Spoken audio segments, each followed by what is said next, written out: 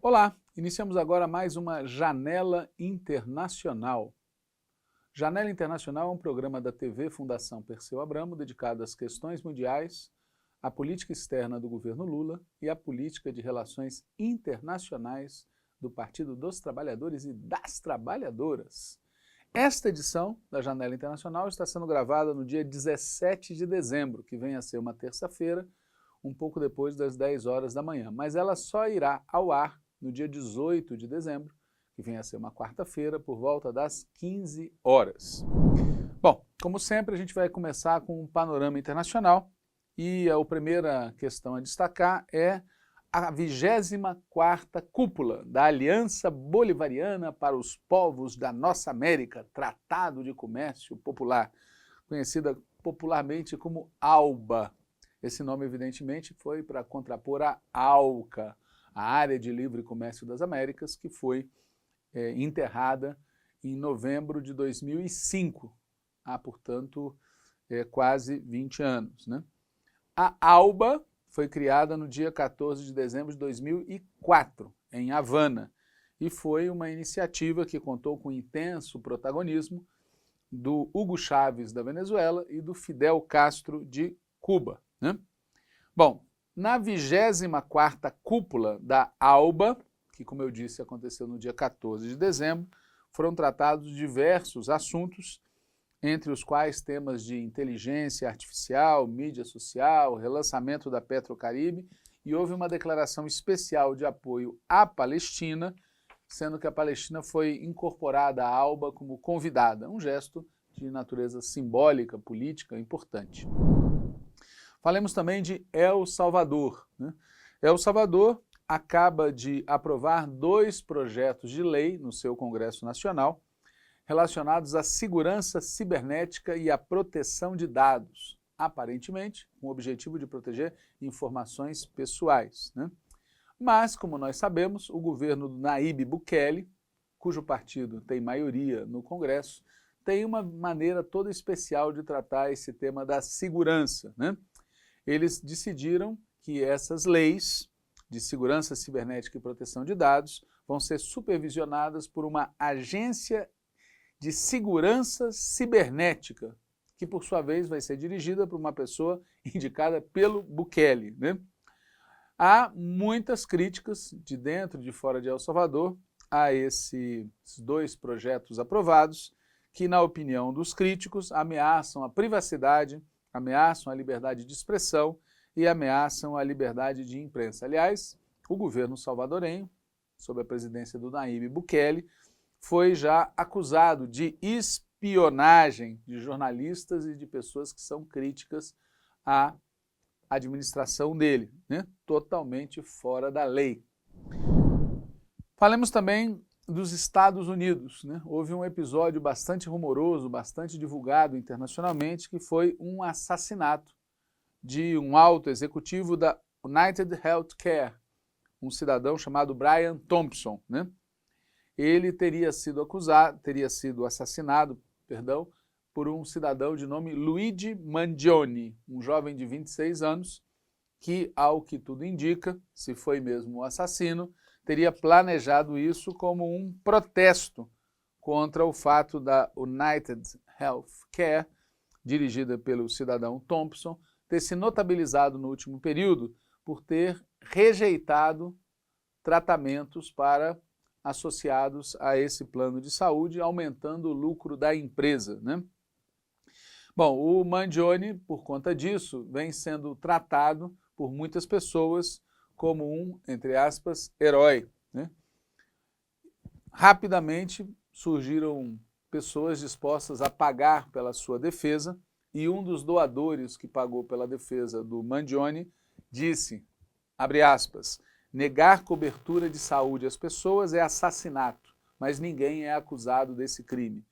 Fecha aspas. O Mangione, é bom dizer, é uma pessoa de boas condições financeiras e um jovem que normalmente, tá certo, não seria considerado suspeito pela polícia racista de muitos países e, curiosamente, foi ele o responsável pelo atentado, ao que tudo indica, foi ele o responsável pelo atentado que matou o tal Thompson, da United Healthcare. Falemos também da Jamaica, né? A Jamaica aprovou no parlamento local, no dia 11 de dezembro, a remoção do monarca britânico como chefe de Estado, né? A Jamaica é ainda integrante da Commonwealth. E se esse projeto que foi apresentado dia 11 de dezembro, né? Foi enviado ao parlamento local pelo governo dia 11 de dezembro, ainda não foi aprovado. Se ele vier a ser aprovado, talvez quando vocês estejam assistindo já tenha sido, né? A Jamaica vai ser o 5º país do Caribe a deixar a Commonwealth. Guiana, Trinidad e Tobago, Dominica e Barbados já fizeram isso, né? Bom, saiamos aqui da América e passemos à África. Na Namíbia, a candidata Netumbo Nandi-Ndaitwah venceu as eleições de 27 de novembro, teve 57% dos votos, vai ser a primeira mulher a ocupar o mais alto cargo executivo da Namíbia. Ela é do partido SWAPO, que é uma sigla para a Organização do Povo do Sudeste Africano, né? Ela, antes de virar presidenta eleita, ela foi ministra das Relações Exteriores e foi vice-presidenta da Namíbia, né? A SWAPO também conseguiu maioria no parlamento, conquistou 51 das 96 cadeiras, mas isso não é propriamente uma novidade. Desde 1990, desde a independência na Namíbia, a SWAPO vem governando o país. Falemos agora da Ásia, né? Coreia do Sul, todo mundo acompanhou bastante a crise política aberta pela decisão do presidente de então, um cidadão chamado Yoon Suk Yeol, de decretar lei marcial, numa frase que vai entrar para os tratados de ciência política do mundo. Para salvar a democracia liberal, decreto Estado marcial. É uma frase absolutamente genial, né? Muito bem. O fato é que desde então foi tentado fazer um impeachment do tal presidente.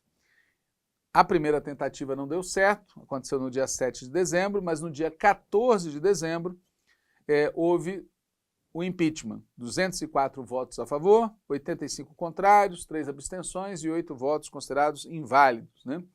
Bom, então o cidadão, o da lei marcial, está suspenso do cargo e nos próximos 180 dias o assunto vai ser analisado pela Corte Constitucional.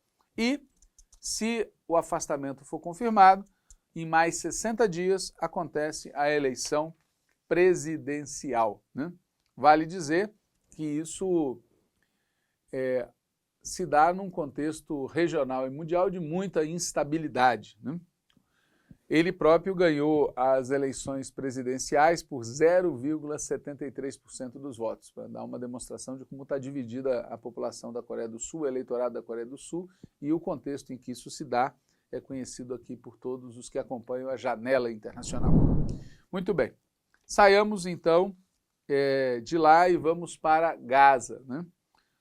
Continua o genocídio praticado por Israel contra o povo de Gaza, né?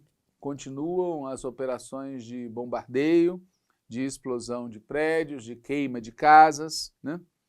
E escolas sendo bombardeadas, hospitais sendo bombardeados, e vale a pena citar um depoimento dado pela médica estadunidense Tânia Age Hassan, que no dia 26 de novembro,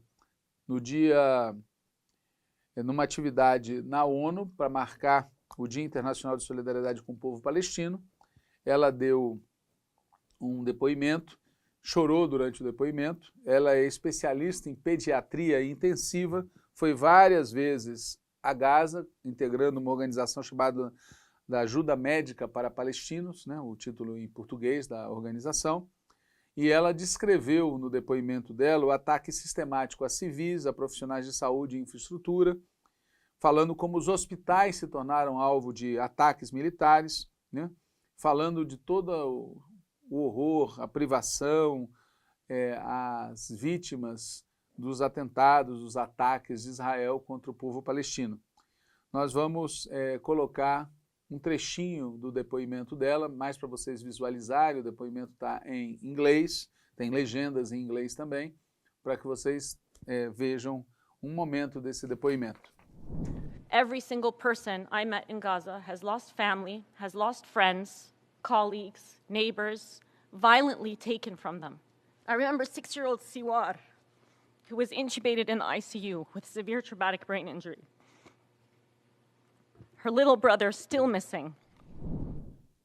Ali do lado, Síria, né? Como já foi comentado, o governo do Bashar al-Assad acabou. A capital, Damasco, foi capturada por uma coalizão de forças e o presidente Assad foi para a Rússia, onde está asilado, né? O Mohamed al-Bashir assumiu como primeiro-ministro de um governo de transição. Ele é um dos líderes de um dos grupos que fazem parte da coalizão que derrubou o governo Assad, né? Basicamente, ele é da Organização pela Libertação do Levante, que é conhecido pela sigla HTS. É uma organização de filiação religiosa sunita, né? Essa organização, a HTS, a qual pertence o tal Mohamed al-Bashir, ela foi classificada como terrorista pela Resolução 2254 do Conselho de Segurança da ONU, né? Já foi ligada à Al-Qaeda, já foi ligada ao Estado Islâmico, mas hoje não está vinculada a esses dois grupos, né?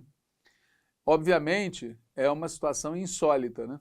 Porque mostra a dupla ou tripla moral, os 5 pesos e 10 medidas que são utilizados pela imprensa e pelos governos e por muitas organizações internacionais, né? Que quando querem chamam de terrorista, quando querem chamam de rebeldes, quando querem dizem não negociamos com terroristas, quando querem negociam com os mesmos que ontem acusava de terroristas. Tem muita gente no Brasil, nas forças progressistas de esquerda, que toma a sério esse tipo de etiqueta e acha que os governos de direita, de extrema direita pelo mundo também fazem o mesmo. Bom, o fato é que isso tem repercussões pelo mundo inteiro, na região e na Europa, inclusive porque muitos países europeus que haviam recebido refugiados sírios estão discutindo agora o que fazer. Há países que estão, inclusive, pagando, é o caso da Áustria, um bônus de 1.000 euros para os refugiados retornarem à Síria. Há outros que dizem que não vão tomar medidas nesse sentido, até porque, caso da Alemanha, por exemplo, a saída de 5.000 médicos sírios que trabalham em hospitais da Alemanha causaria um baita problema para o sistema de saúde daquele país, né? De toda maneira, essa discussão sobre a volta dos refugiados à Síria se vincula à discussão sobre como será considerado o grupo HTS, né? Se ele continua sendo considerado oficialmente um grupo terrorista, você mandar que os sírios refugiados no seu país voltem obrigatoriamente à Síria é obviamente um paradoxo. O fato é que, se aproveitando da situação da Síria, Israel, aquele mesmo país, aquele mesmo Estado que pratica crimes em série contra o povo palestino, está atacando território sírio e ocupando o território sírio, né? O argumento de Israel é que eles estão tentando evitar que os armamentos do exército sírio caiam em mãos de grupos terroristas, como é o caso do ISIS, né? O fato é que há já registro de 310 ataques das forças israelenses desde o dia 8 de dezembro, supostamente contra instalações militares sírias. Evidentemente, isso tem como resultado dinamitar a capacidade de defesa da Síria e do governo que venha se estabelecer naquele país. Tudo isso é combinado também a combates que estão ocorrendo numa região da Síria, onde se confrontam, além das forças da coalizão que assumiu o governo, milícias curdas e tropas e apoio turco. Ou seja, o fato é que a região não pacificou, conforme, obviamente, iria acontecer, os conflitos seguem. E uma das questões é o que será feito das duas bases que a Federação Russa mantém na Síria. Uma delas é uma base naval, em Tartus, e outra é uma base aérea, em Imeimin. Essas duas bases, até agora, não foram objeto de um ataque militar, o que confirma a hipótese de que houve um acordo do qual os russos participaram para viabilizar essa situação. Há notícias, entretanto, que mesmo assim há um movimento de retirada de pessoal e de equipamentos dessas bases. Provavelmente o governo russo vai concentrar suas energias na Ucrânia. Há, inclusive, quem diga que houve uma tentativa de diversionismo, ou seja, estimular o governo russo a concentrar energias, recursos na Síria, e o governo russo aparentemente prefere se concentrar na Ucrânia, né? Também há preocupações de todos os países da região, inclusive o Irã, com o que vai acontecer a seguir, né? Quem anda por lá, um dos que andam por lá, é o Antony Blinken, secretário de Estado do sainte governo estadunidense, está na região, reunido com os governos da Jordânia e da Turquia, discutindo a situação também da Síria. Ou seja, há uma situação de muita instabilidade e é difícil cravar uma opinião sobre o que vai acontecer, salvo que a tendência é que a instabilidade e os conflitos vão prosseguir. Muito bem. Falamos de Turquia, falemos de Europa, né? A situação na Europa também tem seus momentos de grande instabilidade. É o caso da Alemanha e da França, que são dois países fundamentais da União Europeia, né? No dia 16 de dezembro, agora há pouco, o governo encabeçado pelo primeiro-ministro Olaf Scholz, que é do SPD, perdeu um voto de confiança no parlamento alemão. Vocês sabem que no parlamentarismo, quando o parlamento aprova um voto de desconfiança, o governo pode ter que ser substituído por outro, pode ser que haja novas eleições, né? Isso não é automático. No caso, ainda há uma decisão que deve ser tomada pelo presidente alemão, mas aparentemente isso é mera formalidade, né? Tudo indica que haverá a dissolução do atual parlamento e serão realizadas novas eleições previstas para ocorrer no dia 23 de fevereiro de 2025, né? A votação do voto de confiança foi 207 a favor da confiança, portanto a favor da manutenção do governo, 116 abstenções e 394 votos contra o governo. Por isso é que se diz que foi, na verdade, aprovado um voto de desconfiança. O CDU, que é o Partido Conservador, aquele vinculado a Angela Merkel, o próprio SPD, Partido Social Democrata, os Verdes, que integravam o governo do Scholz, e o partido de ultradireita Alternativa para a Alemanha já estão se movimentando para indicar nomes que possam vir a ser futuro primeiro-ministro ou primeira-ministra, né? No momento, quem lidera as pesquisas de intenção de voto é o CDU, com 30%. Mas em segundo lugar está a Alternativa para a Alemanha, com 19%. Atrás vem o SPD e mais atrás o Partido Verde. E bem mais atrás, em quinto lugar, a Aliança Sarah-Wagenknecht, que é aquele partido surgido da cisão do partido de esquerda Link, né? Muito bem. Enquanto isso, na França, caiu, como vocês sabem, o governo do Michel Barnier. Só para recapitular, né, diante do crescimento da direita nas eleições para o Parlamento Europeu, o presidente francês, o Macron, decidiu antecipar as eleições parlamentares francesas. As eleições aconteceram, a extrema-direita local teve maioria dos votos populares, a esquerda local teve maioria relativa na eleição para o parlamento. Em terceiro lugar ficou o partido do Macron e em quarto lugar ficou o partido ao que pertence esse Michel Barnier, que o Macron resolveu nomear primeiro-ministro, dando um golpe, na verdade, né? É óbvio que o certo seria ele ter chamado alguém da esquerda. Esse era o procedimento habitual, né? Bom, no dia 4 de dezembro, a esquerda francesa, apoiada pela extrema-direita, propôs uma moção de desconfiança e teve essa moção de desconfiança 331 votos, num total de 557. Portanto, esse governo caiu, né?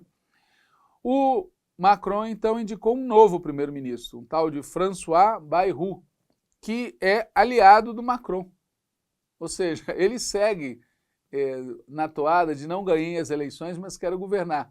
O que é a mostra da deterioração, certo? Não só das liberdades democráticas, mas também do compromisso democrático, se é que algum dia existiu, desta gente. Muito bem. Espera-se que no próximo período novas moções de desconfiança sejam apresentadas. Também na Europa, vejam a situação, atenção para a situação na Romênia, onde o Tribunal Constitucional anulou o resultado do primeiro turno das eleições presidenciais ocorridas no dia 24 de novembro. Né? Isso acontece em meio a uma disputa intensa política entre setores pró-OTAN, pró-União Europeia e setores pró-Rússia dentro da Romênia. Vamos aí, nas próximas edições do programa, continuar acompanhando a situação na Romênia.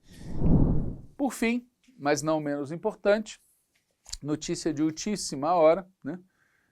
Na manhã do dia 17, um atentado à bomba na cidade de Moscou, na Rússia, matou o tenente-general Igor Kirillov.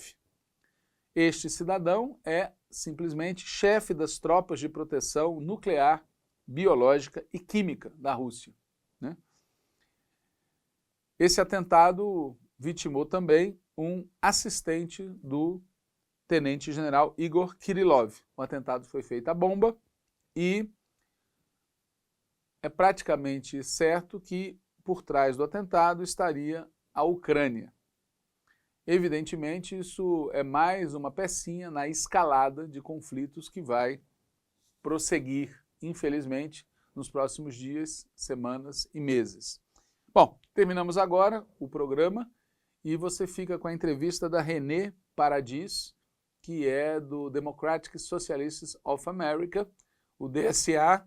Ela esteve aqui no Brasil, esteve aqui na sede da Fundação Perseu Abramo, participando do encerramento do curso que nós fizemos em parceria entre a Fundação e o DSA Fund, que veio a ser a fundação vinculada ao Democráticos Socialistas of America, e a Renné vai nos falar de vários assuntos, entre os quais o governo Trump. Fique então com Renné Paradis. Olá, vamos começar aqui mais uma edição do Janela Internacional, um programa da TV FPA dedicado às questões mundiais, política externa do governo Lula e política de relações internacionais do PT. Esta edição está sendo gravada no dia 28, às 10h30 da manhã, e vamos hoje entrevistar Renné Paradis. Ela é advogada e membro do Comitê Executivo dos Socialistas Democráticos da América. A entrevista vai ser em inglês e vamos torcer para que aqui as legendas funcionem bem para vocês. Renné, thank you very much for being here. I can imagine, is this your first trip to Brazil? Yes. Yep. Thank you for having me. It is not only my first trip to Brazil, it's my first trip to South America and my first trip below the equator. Wow.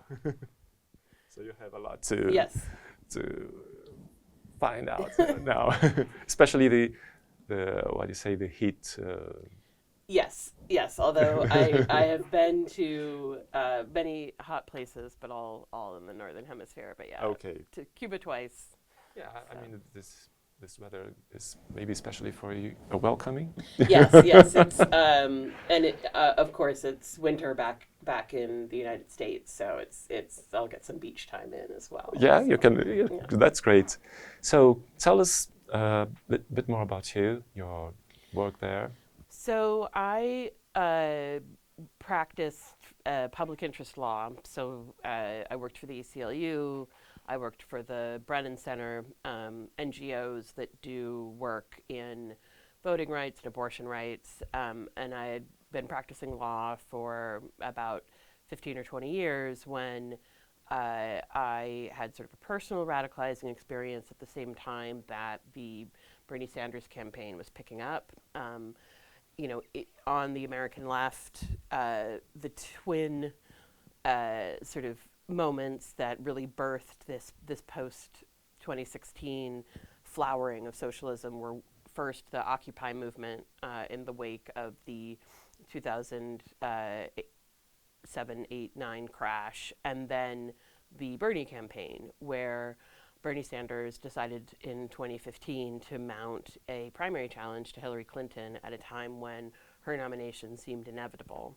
And the strength and breadth of that movement showed that there was this electoral space for mass democratic socialist organizing. And I had been at the same time really frustrated by the experience of trying to do, you know, an elite theory of change, of, you know, impact litigation, being the best and smartest lawyers and bringing a very good case. And, you know, obviously the Supreme Court, you know, even before Trump won the 2016 election, was not looking like a very fertile ground for making social change. And it was clear to me that the only thing that would guarantee abortion rights and voting rights and justice in the criminal legal system for workers, for anybody who had no money, was a change in the political economy. And so I became a socialist and started organizing with DSA. I was one of the, you know, thousands of people who joined the organization in the wake of Bernie's 2016 run and then Trump's initial 2017 victory. And since then have been active, particularly in the organization's electoral work. I had served as the state voter protection director for the Obama 08 campaign. American elections are run by the states, and they're run not only by the state government, but often by every individual county or in certain states, city will run the elections. So you, in order to ensure that everybody's able to vote, you have to monitor and be engaged with just hundreds of elections officials across the country. So I had that legal background on campaigns. And so when NYC DSA in 2017 was going to endorse city council candidates, I helped with the legal rules around being so DSA is a nonprofit corporation, and there are laws around how corporations can engage in political campaigns. And so I learned that area of the law, which was new to me, in order to help NYC DSA, and then ended up serving that role informally for many different chapters across the country as they were doing their electoral work. And then I ended up becoming a professional campaign finance attorney, and now that's my day job in addition to my work with DSA. And then I ran for and was elected to the National Political Committee, which is DSA's national leadership body, at our convention in August 2023, and I am in the middle of my 2-year term. It's interesting you mentioned the Occupy movement, and it comes to mind that despite the Occupy movement, Trump won in 2016. He is a representative of the wealthiest people in the US and big corporations and all that. How do you see this? Not an easy question, I guess. Yeah, so there are a couple of things that I would say to that. The first is I think it's important to understand Trump not as the candidate of international capital, because I think in both races that he won, the Democrat was the candidate of Wall Street, for instance, when it comes down to donations and, you know, who the powers that be would really prefer win. I think Trump has been the candidate of national capital, local capital, however you want to put it, people who own things like car dealerships, right? The jet ski dealer is the prototypical Trump voter, and I think you see that in and obviously there are exceptions. There are people who are much more traditionally like old money who are Trump supporters, and I'm sure there are car dealers out there, at least one who supported Kamala Harris. But I do think that's a worthwhile distinction to think about and talk about in the context of American elections. And the second thing I would say is that Occupy was very much not an electoral movement. It was, in many ways, I would say some of the problems with Occupy were some of the very typical problems of the American left, which is that it can be kind of silly sometimes, less focused on power and winning it than it is on making sure that everybody who is engaged in the activism feels heard and good. So, you had some really, bonkers and anarchist practices that went on in the encampments that are just unsustainable for a movement of millions. And then I think in both the 2016 and the most recent, 2024 Trump victories, you see a Democratic Party that is not running on the things that made the Bernie campaign activate folks. And in both, turnout was particularly low, and lots of people skipped the top of the ticket. In this most recent election, the Democratic Senate candidates all ran ahead of the top of the ticket. And some of that is Trump voters who come in and vote for him and don't vote for anybody else because they're infrequent voters who are brought in by the lure of celebrity. But there's a huge drop-off in turnout in this last election among the urban base of the Democrats. And because of our bonkers electoral system, there are only about 10 states where it really matters. But in places like Milwaukee, Detroit, if you don't turn out your base voters, you're not going to win the state. And so I think the reason why, despite Americans sort of becoming more open to left-wing ideas and that flowering is happening at the same time that the Democratic Party is refusing to run on those issues and refusing to be the party of the working class. I see.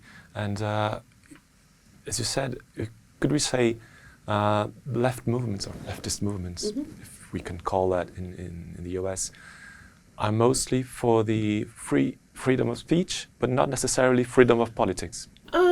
Or war like that? Yeah, I would say these street movements.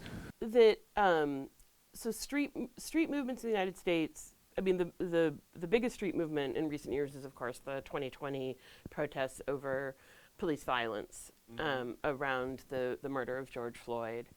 And I would say that the distinction you raise, where you have people willing to defend speech but not necessarily action, I would say that's really true of the liberal elite, where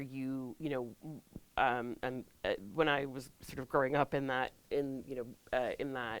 space or coming up in that space, for instance, the attitude toward the McCarthy era and HUAC was very much that it was a problem because of the injury to freedom of speech, rather than that the underlying ideas had merit and should have been defended. And so for instance, my former employer, the ACLU, was originally founded in the World War I era by socialists explicitly to defend the right to oppose the war. And then in the 50s, the ACLU purged its board of communists and sort of cooperated with the witch hunts, and now is very, I would say, divorced from street movements, from the people, so to speak. But I would say that there is the burgeoning left of the electoral left of the last 8 years. You're starting to see. So you see the emergence of, or the strengthening of, these sort of groups like DSA or my employer, the Working Families Party, that are specifically working in the electoral space to run more progressive or socialist candidates, left-wing candidates in Democratic Party primaries in order to sort of put those folks in office. That sort of newer movement, I would say, is much more. I would say there's a lot more labor involved in it than there I think that the separation between the labor movement and the social movements that is becoming those. I would say that's the biggest development of the last 8 years is how much more prominent labor is in some of these left-wing spaces. Great. It needs to. It needs to be. Yeah. One thing that also comes to the mind is both elections that Trump won were against women. Yeah. Do you think that it has something? I mean, does it say something about U.S. culture or political culture? So I think that gender was much more salient in the Hillary Clinton election because she was so known to people, and so much of the disdain and hatred people had for her was misogyny. With Harris, you never heard anybody on that campaign say, if elected, she would be the first female president. It would obviously be huge, and it was just never discussed, never mentioned. I don't think that Harris would have won but for being a woman, and I think that it was less salient. Obviously, it played some role, but I think the bigger issue is that we're starting to see more and more gender realignment, where there's always been a gender gap, or since I've been following U.S. politics, so in the last 40 years or so, but it's becoming more and more pronounced, and I think that this campaign, as a white woman who comes from a PMC background and went to an Ivy League school, rarely am I the target of any American politician. But J.D. Vance, complaining about childless cat ladies and saying, suddenly I'm like, they're attacking me, they're coming for my vote. It was very exciting. But you're attacking women. And there's the we're seeing and that backlash. I think that gender backlash is, to me, more salient than Harris's own identity, and I think that I will say I was personally disappointed that the gender gap wasn't more pronounced, that we saw many fewer older white women than the Harris campaign was counting on, or many fewer than had been hoped would come over because of the overturning of Roe v. Wade, the loss of abortion rights for American women. Interesting, and it's also interesting that actually women also voted for Trump this time, more than the last time. I don't know that that's true. I think that all reports of sort of who voted are preliminary until we get the voter file and see who actually voted. It isn't ready yet. No, because you have to take the names. There's a whole lot of reconciling that needs to happen. U.S. elections, and that reconciling has to happen in each state and in each county in the ways that I spoke of earlier. Women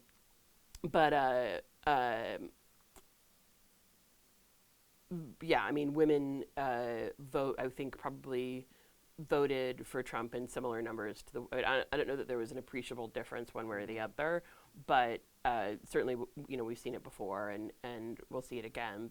That women are also members of the bourgeoisie, and so sometimes they vote their class interests instead of their gender interests, and many of the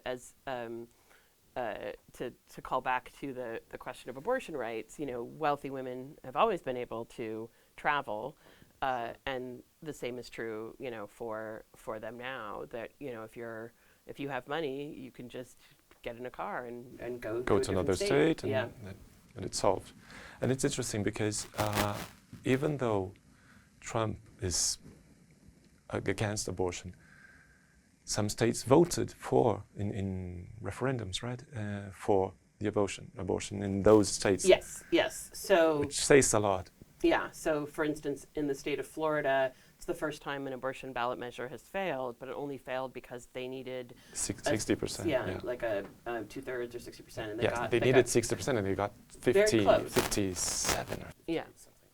Yeah. The majority anyway. So the majority voted. So there are a couple of things there. I mean, first, you know, Americans are not necessarily all that. There are a lot of incentives in American culture to not be that informed, a voter. And, you know, the fall of Roe happened when Biden was president. And so there's just literally like a difficulty of trying to hang that around the Republicans' necks.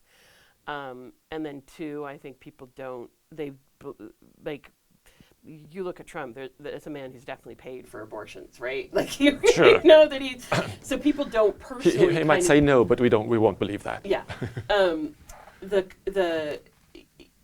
The people just don't believe that he is against abortion. Okay. Because he's not, right? He's saying it, and he'll act, his administration will act to restrict it, but you know he personally doesn't have that.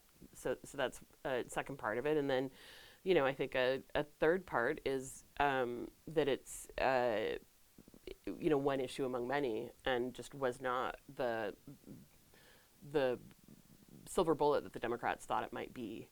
And it was in 2022. I mean, the Democrats did a lot better than anyone expected, or not anyone, but most people expected in the midterms in 2022. And part of that, you know, I think some of the theory is that there were voters who will come out for Trump but won't come out in a midterm. And so when you take those voters away, you have a Democratic majority, but those voters are enough to flip it the other direction. Another subject we have to deal with. I mean, that's the thing. It's, you know, American elections, you know, our turnout is incredibly low. And comparatively, and the voters who don't turn out are much more likely to be people who are not invested in the system because they're not getting what they need. And, you know, my answer to, you know, how to get higher voter turnout in the United States is give people something to vote for. Mm-hmm. You know, give them bread and butter, you know, issues that will make it worth it for them to go vote for you. Midterm elections were pro-Biden, pro-Democrats, because people were expecting that he would turn more his politics towards Obama, and change Trump's administration. So more talks to Cuba, to Iran, pro-unions, pro-workers, and we didn't see it. So we actually did see it with respect to the labor policy.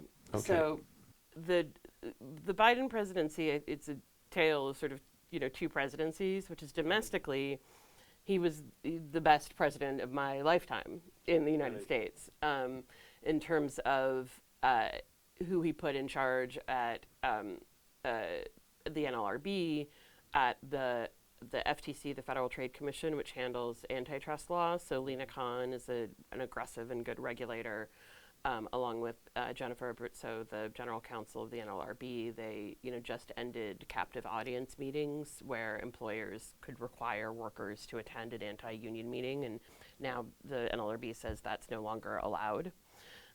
We'll see how long that lasts under a new administration in the Supreme Court, but you know, the week before, October 7th, a friend and I were drafting a piece for Jacobin about how good President Joe Biden had been. And obviously, internationally, we didn't see that. And then his funding and facilitation of the absolute horror in Gaza that, you know, has just been...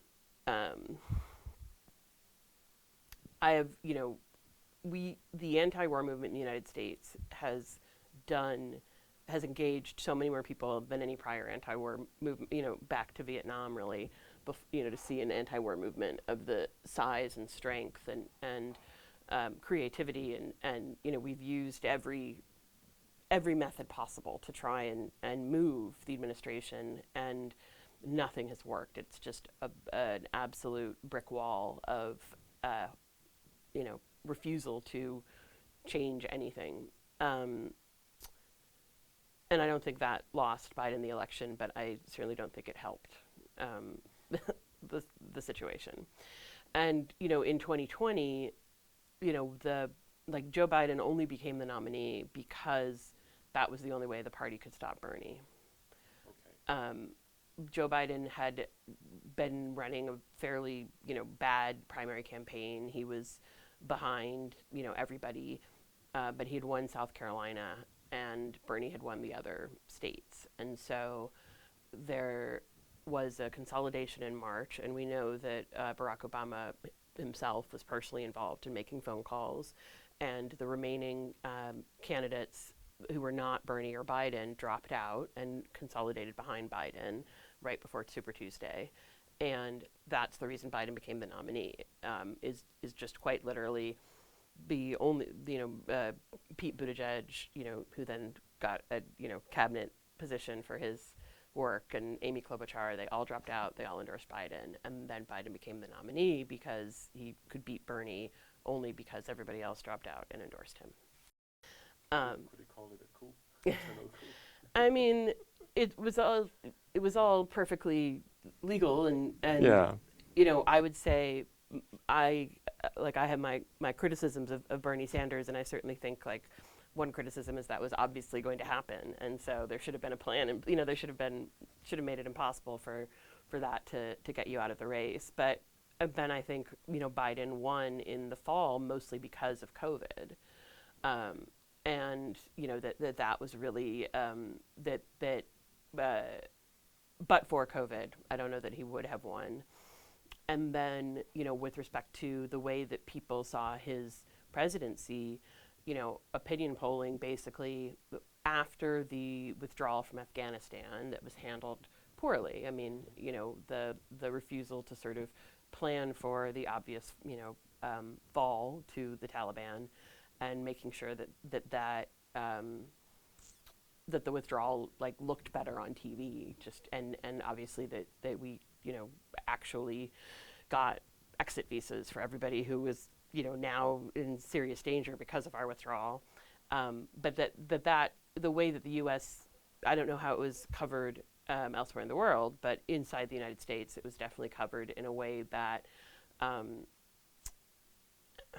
should I put it, did not make clear that it was the right thing to do to withdraw, and the real problem was that the withdrawal was handled poorly rather than, and his numbers, his approval rating went underwater at that point and never went back up.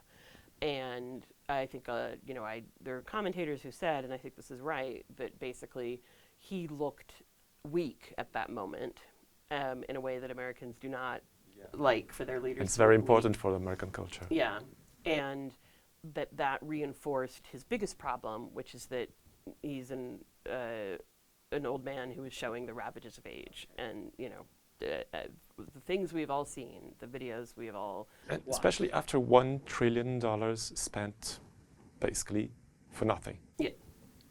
So it has a strong appeal to. Yeah. So I think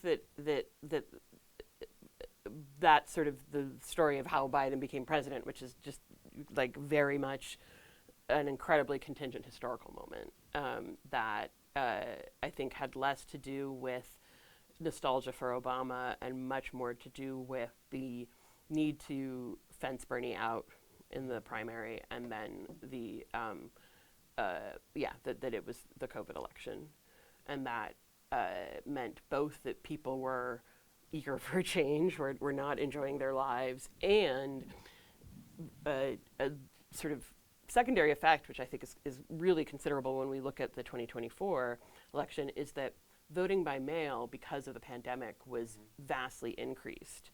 In my own home state of California, they started a new practice where they now mail a vote by mail ballot to every registered voter in the state. And so you have, at a time that everyone's at home, they're getting their mail ballot, like probably, pretty easily. And the biggest, like the lowest turnout rates are always among your, youngest voters, right? So the voting age in America is 18. Many people, the first election that they're eligible to vote in, they're at college and they don't vote because they're at college and they're college students. But if you're, instead of being at college, you're at home and your ballot comes the same day as your mom's, she's making you fill that sucker out, right? Like, all these young kids, like, were at home with their parents getting... No excuse. Yeah, that is the name for the, when you're, no excuse absentee balloting is actually quite literally like the term of art for it in English. When you so in some American states, you can only vote by mail if you have a specific reason that you're out of the county on the day. And so when anyone can do it, it'll often be called no excuse absentee voting.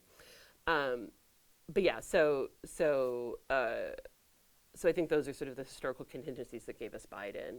And as we can see, there is still an appetite for Trump. There's still an appetite for, and the attempts to connect Trump and Bernie on substance are, just genuinely libelous. But what they have in common is that they're both figures of disorder, of outside, of saying, the system is not working for me. I need a radical change. Okay. And they both have that character to them. And I think that until the Democrats run a president who acknowledges that, like, what was the message of the 2016 campaign? America's already great. And if you don't believe America's great, if America isn't great for you, you need a figure. You're not going to vote for somebody who's telling you that things are fine as they are. Yeah, and I was going to ask you exactly that. Why are people afraid of Bernie Sanders? I think people are... We know he's more leftist than others, but what does that mean in the United States? I would say that the people who are afraid of Bernie Sanders are in a political class that requires a certain... that basically they're in fear for their own position in the party. And I think that is who is afraid of Bernie Sanders, is the tranche of people who want the Democratic Party to remain captured by its donor class, right? Like, that's the contradiction of the Democratic Party, right? Is that its voting base is poorer and to the left of its donor base. And that's I think that's what drives it. I think that the most charitable read would be that these people believe that America is not that far left, that Bernie would lose, and that's why they're opposed to it. I think those people are wrong, but that's at least a good reason. But I think that it's much more about being fearful of their own position, of being a politician, of being someone who wants the Democratic Party to serve their economic interests, of being a campaign consultant who makes their money telling Democrats to run to the middle. That whole infrastructure. I think that all of that goes into it, and I think also that people fear popular movements because they're uncontrollable, right? Bernie Absolutely. Sanders, not me, us, right? You have to deal with this movement, and I think that the Democratic Party's, the people who are inside and who want it to stay where it is. I think for them, the ideal voter is somebody who shows up every 2 years to cast a ballot for your candidates, and then you never hear from them again. And, Bernie, I think, is obviously much more interested in hearing from his voters. And there is the great, line that some labor leader, socialist, I forget exactly who, is talking to Roosevelt about some policy, and Roosevelt says, no, you're going to have to make me do it, right? Okay. And we've seen the most successful presidents have been, left, like the good presidents have often been connected with the broader social movement, whether it's Lincoln and the anti-slavery movement that helped put him into office, or Roosevelt and the folks who in the Great Depression were fighting for more social democracy in the United States. Though that twinning of the man and the movement has been key. If I remember well, Roosevelt was the first and only president to run 4 times, right? Yes. And won. Yes, 4 times. He ran and won 4 times, and the Republicans then passed an Yeah. amendment subsequent to that, limiting it to 2 terms. Otherwise, if there was a Republican, maybe they wouldn't do that. Oh no, but absolutely. we know, like we know. 100%, we know that. And yeah, if that hadn't been passed, we'd probably be in the 4th Obama term right now. But Oh. for good and ill. Okay, we don't know. We will never know. Now coming to more recent months. The last recent month. unpleasantness. Yeah, the recent and unpleasant. Trump's election. Yes. Is it the end of the world? I don't think it's the end of the road. Okay. I think that Good. So, yeah. Good. So first, I would say, perversely, I think the scope of his victory, if he were going to win, if it were to be done, as well, it were done quickly. The line from Macbeth, yeah. I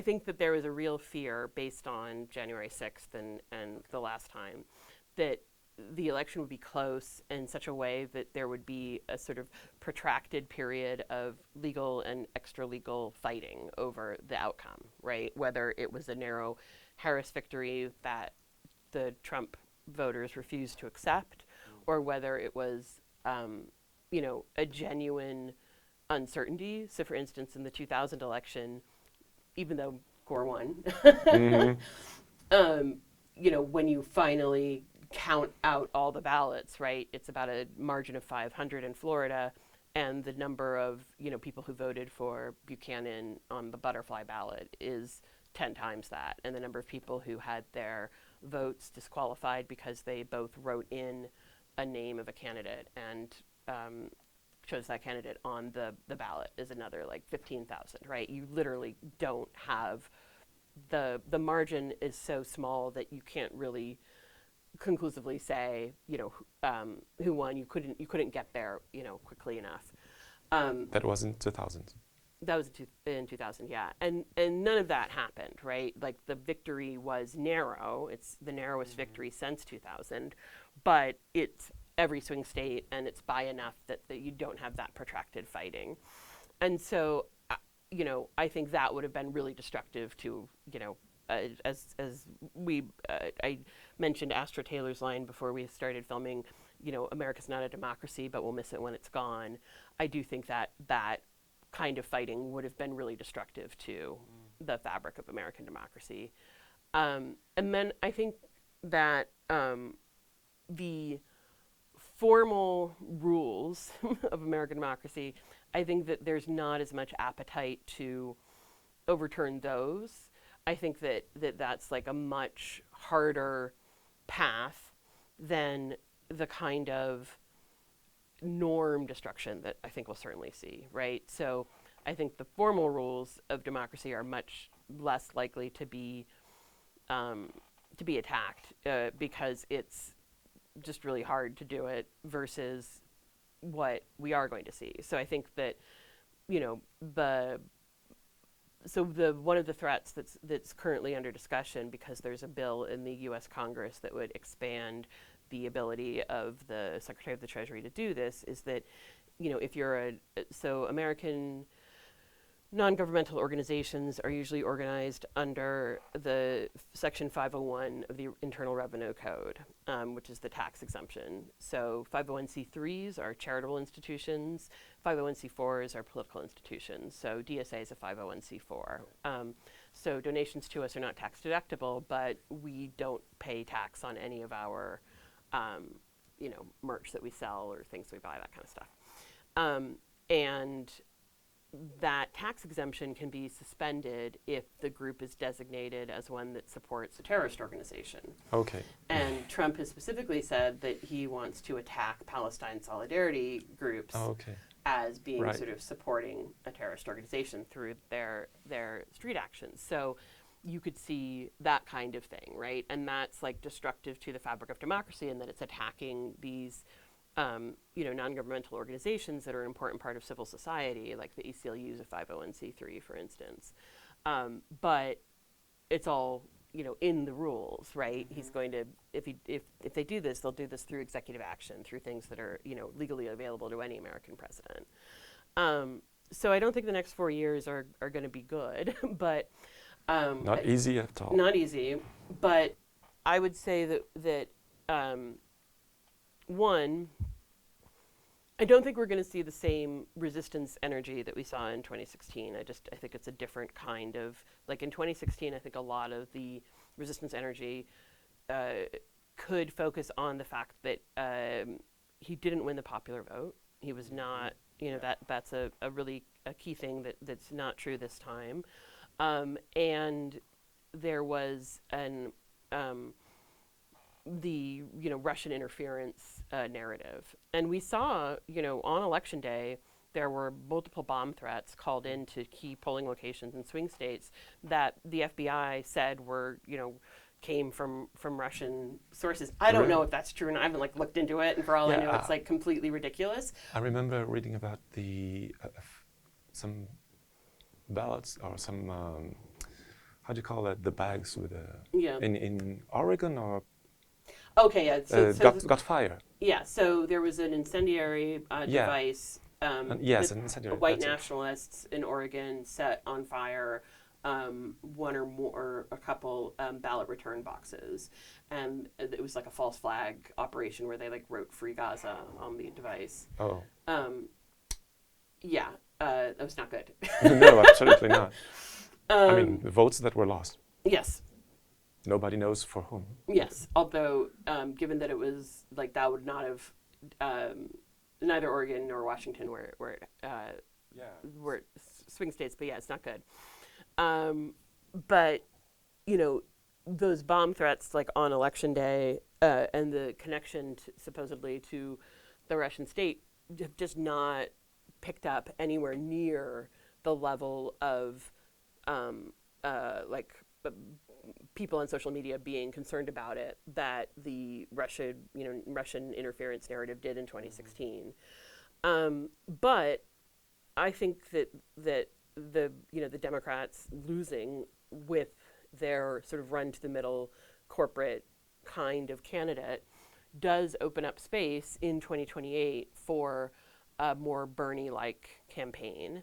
And if the left manages to survive the next 4 years, which I think is a really live question, and why I, worked, to not have this outcome. It could legally end, constitutionally. Yeah, I mean, and I think the much bigger threat is actually to the labor movement, right? Because so there's currently a case pending that claims the NLRB's administrative enforcement scheme is unconstitutional, which would basically, there's the NLRB, National Labor Relations Board, is the federal agency that oversees labor relations in the private sector. So public sector unions are handled on the state level because they're state law, but any union that has a private employer,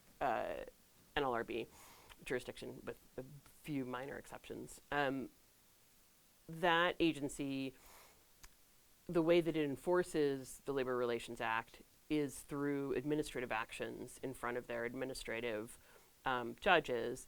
That administrative enforcement scheme is what's being attacked. If it falls, they would have to bring all of their enforcement actions as federal court cases. So it's a lot more work, a lot more hassle, and rather than being in front of subject matter experts, you'll be in front of whoever gets appointed as a federal judge, who may or may not have labor expertise, and is often has a particular politics depending on which party appointed them. Okay. Yeah, so that could be devastating to the resurgent labor movement. But again, if everybody manages to survive well enough that we all have our lists, the UAW is calling for everyone to time their contract end dates to expire on April 30th, 2028, with the idea being there'll be a general strike on May 1st, 2028.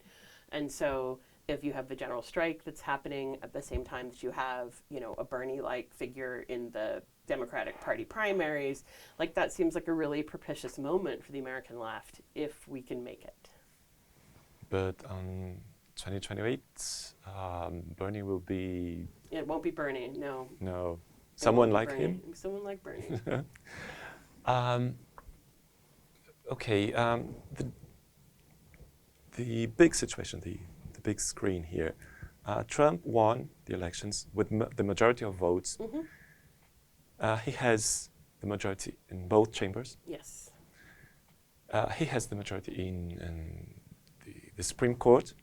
A supermajority, yeah. Supermajority, it's 6 out of 9. 6 out of 9. 6 out of 9. Yeah. And maybe one more is coming. Is refusing to retire.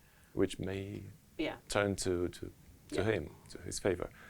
And he can also influence the federal, how do you say that, magistrates in federal level.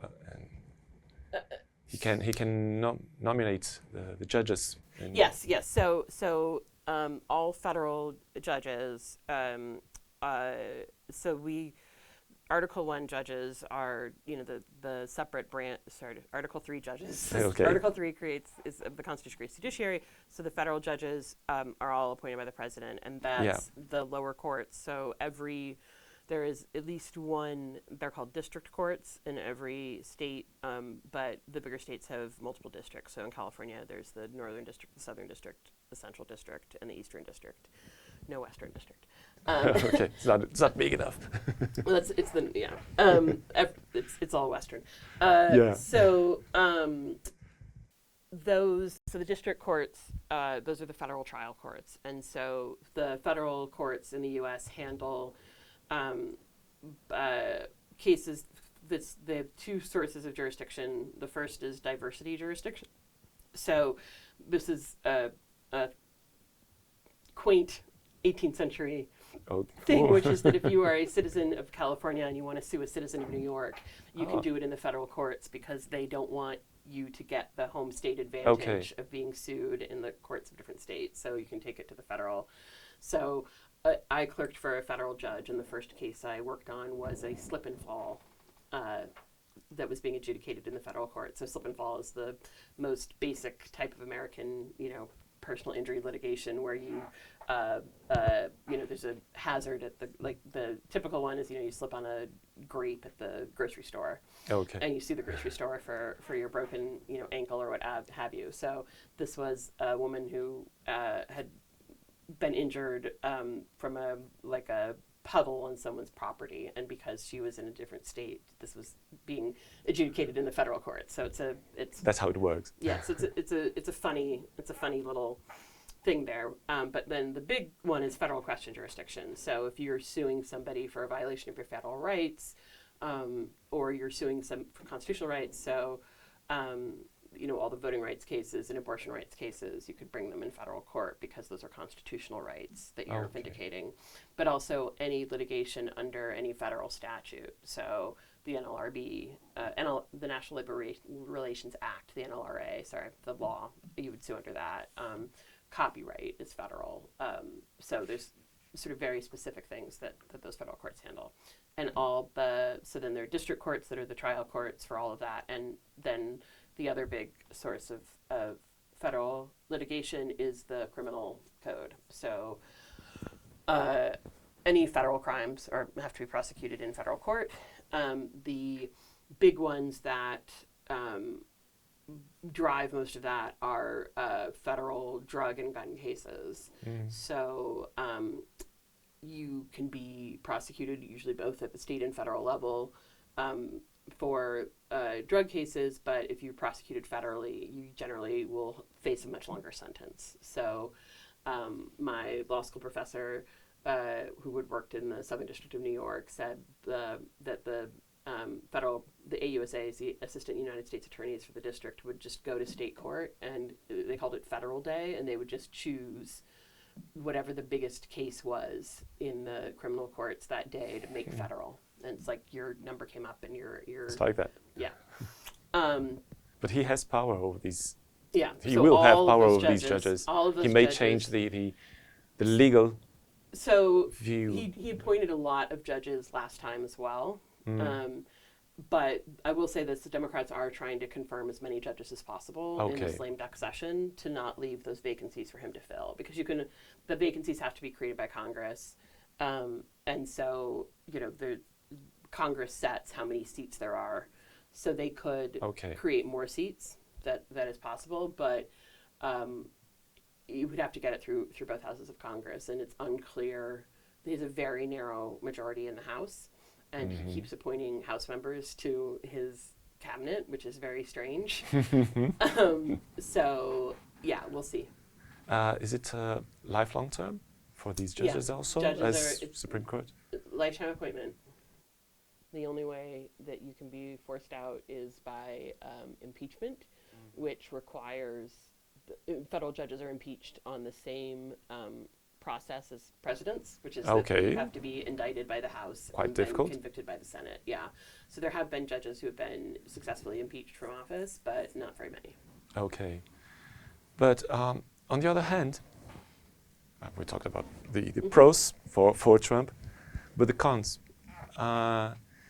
We have this, how do you call it, sanctuary cities movement? Yeah. And I also saw something about a farmers movement who doesn't want, they don't want to, or put another way, they want Trump to be easy on the illegal workers, those who work for them. So yeah. It's something about 1 million people, which will be... Yeah, it's a lot more than 1 million. It's 14 million. Okay, just for the farmers. Or 10 million or something. But okay. So... how strong are these movements? Yeah, right. So sources of resistance to Trump. With sanctuary cities, the sanctuary city thing is it's nice, but it sometimes it can be it doesn't have a lot of power behind it sometimes.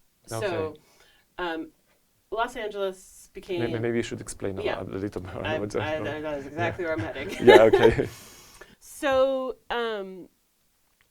Los Angeles just passed something, and I haven't looked at it in carefully, but it has some teeth to it because it says that the city won't cooperate with the feds when it comes to deporting folks. And so that has some teeth to it. But a lot of times the sanctuary city laws will be passed in places that are sort of blue cities and red states. And there, the state government has every ability to overrule them, usually. Cities don't, it's a state, like everything in America, the law is state by state, but usually municipalities are, in the United States federal system, states are fonts of sovereignty, like they have sovereignty, and municipalities don't. They're creatures of the state. So the state has the ability to control and direct it. And there's also the federal supremacy. It's a specific American legal thing, which is that federal law is supreme, the feds win if there's a fight. So some of those sanctuary city things are good and meaningful, but it's mostly going to be in states where the state government itself is also on side, so to speak. And I do think that there is a really, the state, because of that sovereignty, because the state has its own, legal existence separate from the federal government, and that the constitutional system that gives states some power, there is, and the states handle everything, right? Like even, so if you get, assistance from the federal government, like food aid, food stamps, or cash welfare payments, you're getting it through a state agency. The states, they run the roads, they do everything, right? Like you as an American citizen deal with the federal government when you pay your taxes each year. And like, if you're one of the, 20-30% of Americans, I forget what it is. It's gone up in recent years, but it's still fairly small, people who have a passport, right? Like your passport, your social security card, and your taxes. Those are the 3 times that you usually interact with the federal government as an American citizen. The state is like where all the other stuff happens. So they have a lot of power, they have a lot of infrastructure. And at other times in our history, we have seen states resist the federal government, right? Probably the one that's the most familiar to your viewers will be the southern states' resistance to integration in the civil rights era in the 50s and 60s, where you have the National Guard being called out to, so the National Guard, each state has a National Guard. It is ordinarily under the control of the state governor, but the president, because of federal supremacy, has the right to nationalize any National Guard, so turn them into an agent of the federal government. And so in the, when they integrated, I believe they called the National Guard out in Alabama to escort black children to school when they were integrating the schools. And you had massive state resistance. But the good version of that is in the run-up to the Civil War, one of the most hated aspects of sort of the slave power was the Fugitive Slave Act, which required people in northern states to send fugitive slaves back to their masters in the South. And many of the northern states sort of engaged in forms of resistance to that law. So the Wisconsin Supreme Court issued a decision refusing to send a slave back to the South. The U.S. Supreme Court overruled them, and the Wisconsin Supreme Court said, nope, we don't care. This is still standing, right? So you see there are a lot of governors, right? Like J.B. Pritzker in Illinois, Gretchen Whitmer in Michigan, Gavin Newsom in my own home state of California, who are certainly interested in running for president in 2028 and see resistance to Trump as part of their political brand. And so I think you'll see some interesting conflicts arise, right? Where, J.B. Pritzker said, if you're coming for my, people, you got to go through me first, right? Talking about everybody who's resident in Illinois, whether or not they're a voter. So I do think that's going to be an interesting source of resistance and conflict. So maybe not sanctuary cities, but sanctuary states. Yeah. And then, so then we come to the promise to deport the more than 10 million undocumented immigrants in the United States. And I'm not familiar with the farmers movement you mentioned, but what is worth sort of articulating is that the people who, the undocumented immigrants in the United States are, of course, do a huge amount of labor. Yeah. They do a lot of labor that American citizens won't do. Primary among that is picking our food. Like many, global North countries, we depend upon migrants for that labor. U.S. citizens won't do that. Won't do it, and undocumented immigrants, of course, are much less likely to unionize, and they're much less likely to, and I listened to a leftist podcast in Britain, and they've been covering the issue there with their migrant labor force to come do their agricultural labor there, because again, no British citizen will do the field work in the fields, and they have a more formalized program that's where folks come in on special visas, but the visas give the agricultural employers so much control over the worker that the exploitation is, of course, is routine, and that Britain they have to go to a new country every few years because the conditions in the UK are so bad that among the population of that country it eventually gets around, and they like cannot recruit people because it's such a exploited labor force. And of course you hear it as an American, and I'm like, well, yeah, it's like that's what you do. You get your migrants from the global south to come pick your food because, you know, that's the way you're gonna do it. And so the people who are the direct employers of that labor are against Trump's deportation plan, but not for good reasons, right? But because they want to continue to have this exploitable labor force.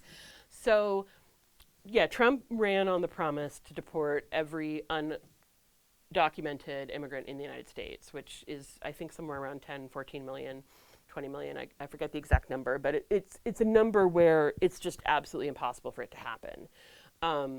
And I think the way to understand it is like any, regime of this kind, the point isn't that they're going to do it. The point is to create the fear around them doing it.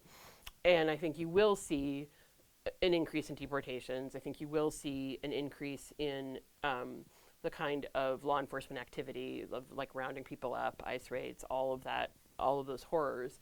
But I don't think you're going to see it on the scale that he's promised. And I think that instead, that's going to contribute to, a greater sense of uncertainty and fear, and make these folks even more exploitable and even more danger. In maybe an attempt to avoid to make people rethink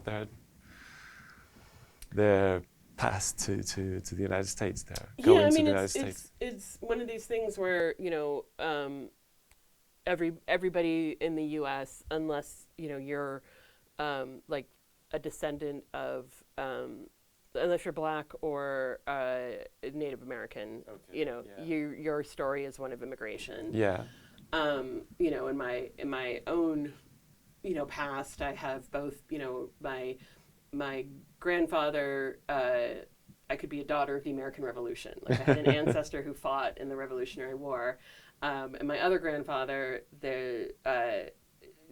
a very similar long history in Quebec, French-Canadian immigrants from the 17th century. And then my dad's mother, the one who, the Paradis side, her history is that her father's side of the family were German Jewish immigrants in the 19th century, and her mother's side were Irish immigrants. Okay. Right? So just basically very typical New York 19th century immigrants, and then my mother's mother, all German 19th century immigrants, which is the number one ethnicity for white people in the U.S. We are a German country that has just Germany, basically papered over it, and that was specifically in World War I when we got rid of all of the German cultural markers in America. Anyway, an immigrant tale. So I think that there will definitely be resistance to those kinds of enforcement actions, and we saw it under the first Trump term. You had, people engaging in the kind of like mutual aid of warning folks when raids were coming, like lots of community defense. In Portland, they occupied the ICE building for a week or something until they all got moved out. But instead, it's just every undocumented person in the United States and everybody who is a family member of an undocumented person. One of the other things Trump has promised to do is issue an executive order day one purporting to overturn birthright citizenship. So in the United States, since the Civil War, with the passage of the 14th Amendment, it says every natural-born citizen, every person born in the United States is a citizen of the United States. And so if you're undocumented and you have a kid here, that they're a citizen. Trump is saying that he's going to overturn that by executive order. Now, you can't overturn the Constitution by executive order. Okay. And I don't think the Supreme Court would overturn birthright citizenship. But the time in between when he issues that order and when you get the final Supreme Court decision saying, actually, no, everybody who was born here to undocumented immigrants is at risk of deportation. Okay. And so I think you're going to see that used to create, an atmosphere of fear and terror. He will use that window for sure. And, I think another thing that's worth mentioning in that is that he specifically talked about using that against Palestine solidarity protesters. Mm-hmm. And so I think, for people who, again, were not themselves born here or whose parents were not born here, I think there's an increased risk to anti-war organizing. To go totally against the laws. Yeah. Wow. We have a lot to expect. But in this case, it won't be much different from his first mandate, and it won't be much different from Biden's administration. Yeah, I mean the overall thing, right? Is that the global north is hard. They kept his same policy. Yeah. And I think one way to understand Biden as a figure is this kind of sort of American social democracy of Fortress America, right? Where everybody inside gets the benefit, and we're gonna harden our borders, and that's something that you've seen, both in the United States and in Europe, where the increased flow of climate migrants has, we see our future, which is that those, as an American citizen, I see, the next few decades that there will be a bipartisan consensus that our southern border is basically, a war zone. There's an invading force of people who want what we have, which is a decent climate that we are ruining around the world. And,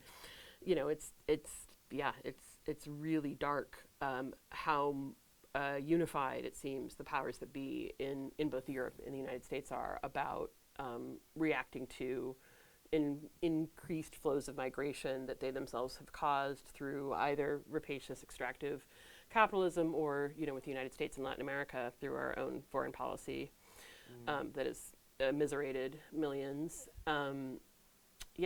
It's not good. What to expect? Also in that subject, what people are talking everywhere, Elon Musk.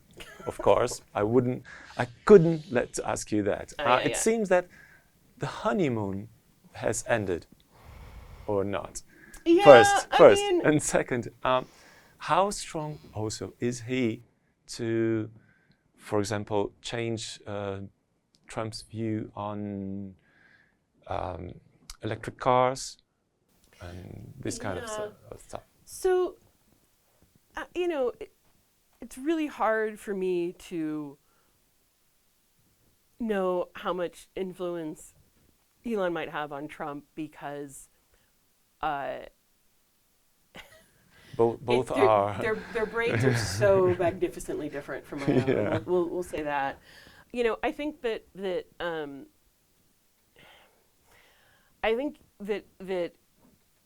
we have every reason to believe that Elon probably annoys Trump as much as he annoys all of us because, Trump hates people who are, annoying, and there's this eagerness to debase himself that I think Trump wouldn't respect, right? Like there's a way in which Elon does not project power and doesn't, not project sort of a sleek competence that I think Trump would want in a businessman. Trump wants to be at the top and no one else, far below. Everyone else far below him. That's him. And I think with the Department of Government Efficiency announcement, what is that? What does he want with that? So I will say, the irony is that the kind of thing that Elon purports to do, is something that Republicans have instituted in the past, right? I remember back in the late 80s, early 90s, when I was sort of first learning about politics, learning about there was this sort of super, I forget the name of it, but it was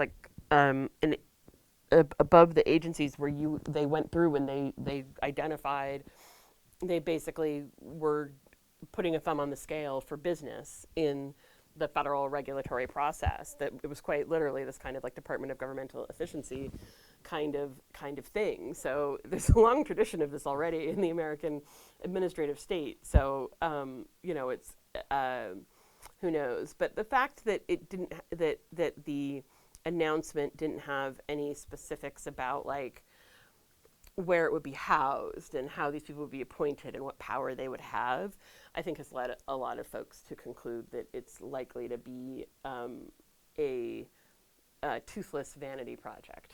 But we'll see. But yeah, I mean, the thing is, with all of these Trump appointments, it's like, don't like it, wait 3 months, because they cycle through pretty quickly, whether they get tired of him or he gets tired of them. There's longevity is not a quality of Trump circle folks.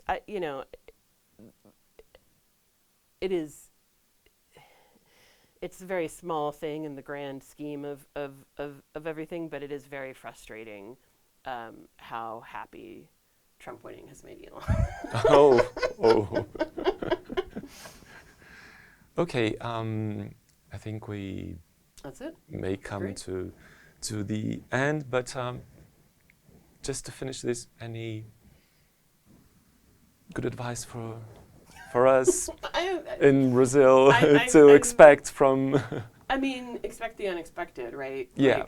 Like, I think Trump is always a surprise. Yeah, it's always a surprise. But nobody ever went broke betting against his the better angels of his nature. But yeah, I mean, I think the differences from the first term. I think one, he himself has declined significantly in the last 8 years. Like, I think he's clearly lost a couple of steps. I think that the people who are sort of underneath and behind him, the Heritage Foundation, but also the other folks, like Project 2025 is the famous one, but Trump actually really resented how much they bragged about their influence over him. So it's actually these other people.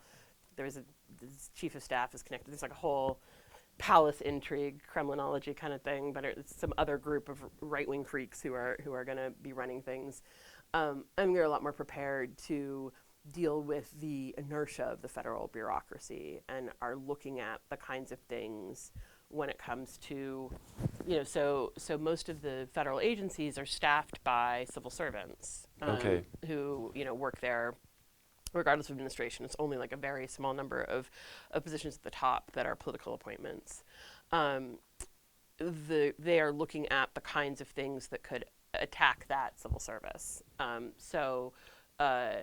They're just, I think, a lot more prepared for dealing with like dotting their I's and crossing their T's.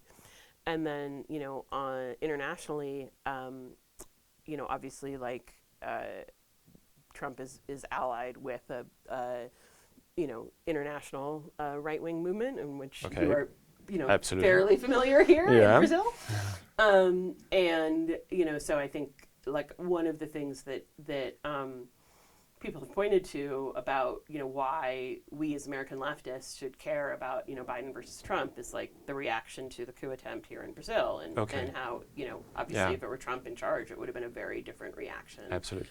And, as an American leftist, I do think we owe it to the rest of the world to try and make sure it's not, a Republican each time, but it is what it is. But yeah, it's like, my question to other countries these days is, what are your political asylum policies? Okay. Wow. I don't think that Let's make sure we deal with it. Yeah, I guess what I would say is I think that the next 4 years are going to be unexpected, and we'll have to deal with it the best we can, and hopefully when it comes.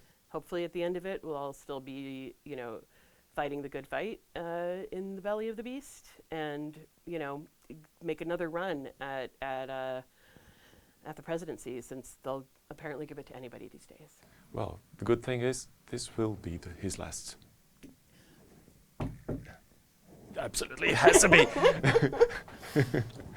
Okay, Renné, thank you very much. Thank you. That's And great. I hope this... Oh, no, let's get back to Portuguese. Espero que tenha sido uma boa entrevista e tenham aprendido bastante. Obrigado. Thank you. Obrigada. Ciao, ciao.